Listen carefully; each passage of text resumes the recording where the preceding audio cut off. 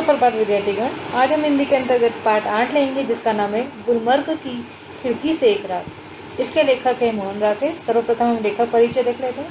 मोहन राकेश जी का जन्म सन 1925 में हुआ और उनका निधन सन 1972 में हुआ।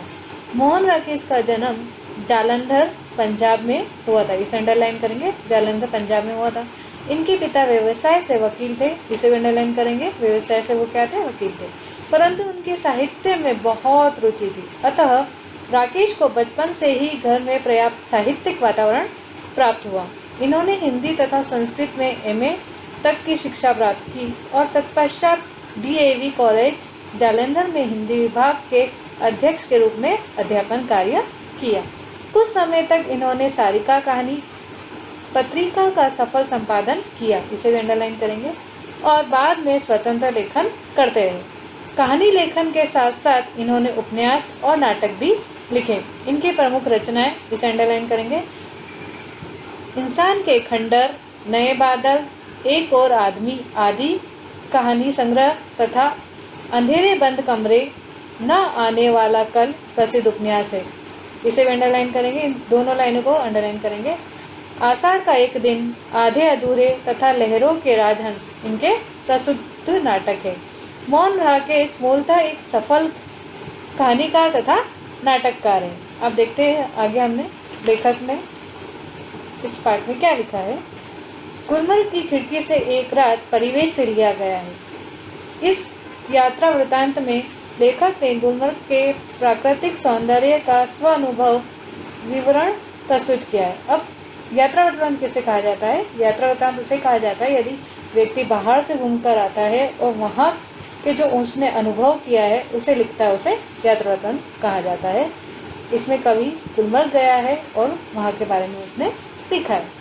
गुलमर्ग का सारा वातावरण इनको अपने में समाया सा लगता है।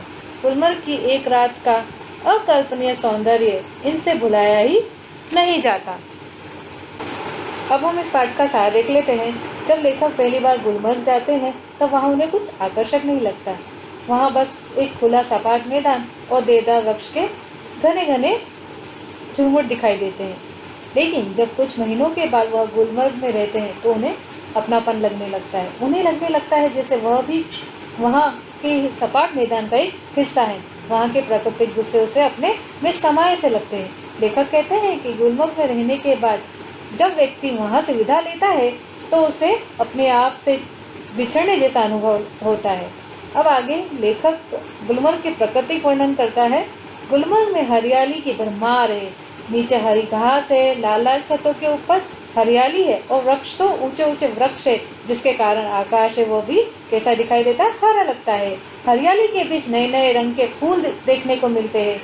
हर क्षण यानी कि हर पल एक नया अनुभव होता है और नए नए वृक्ष देखने को मिलते हैं। एक नया रोमांचक सृष्टि सा उन्हें लगने लगता है। लोग हरी भरी घास पर बैठने का आनंद लेते हैं। सैलानी घुड़सवारी का मजा लेते हैं। सैलानी यानी कि जो वहाँ पर घूमने आए हुए व्यक्ति है उन्हें सैलानी कहा जाता है। वो घुड़सवारी यानी घोड़े की सवारी करने का मजा लेते हैं। घास पर बैठे हुए लोग तरह तरह के वस्त्र पहने लोग उठकर जाने लगते हैं, टूट के जाने लगते हैं। अब क्या हो गई है, शाम ढलने लगी है।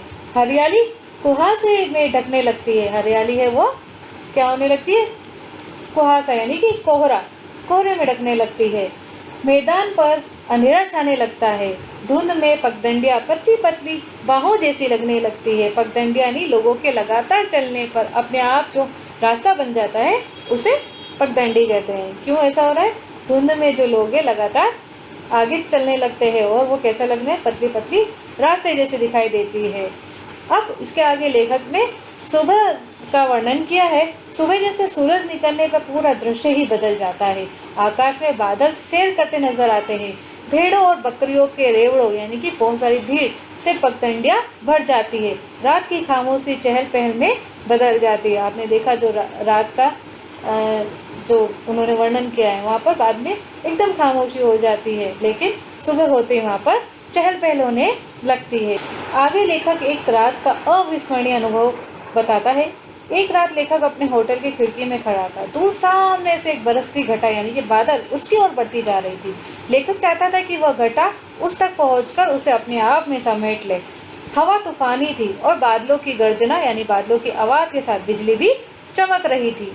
लेखक बरसती घटा का आनंद लेना चाहता, लेकिन तूफान रुक गया और लेखक की इच्छाएं वो अधूरी रह जाती है। लेखक कहता है कि गुलमर्ग का कोई ना कोई आकर्षण लोगों को यहाँ खींच लाता है। लोग केवल गोल्फ खेलने के लिए यहाँ नहीं आते हैं। इस पाठ का सार है वो यहाँ पर खत्म होता है। सभी विद्यार्थीगण इसके शब्दार्थ अपनी नोटबुक में लिखेंगे तथा ये पाठ वर्कबुक में लिखेंगे। धन्यवाद।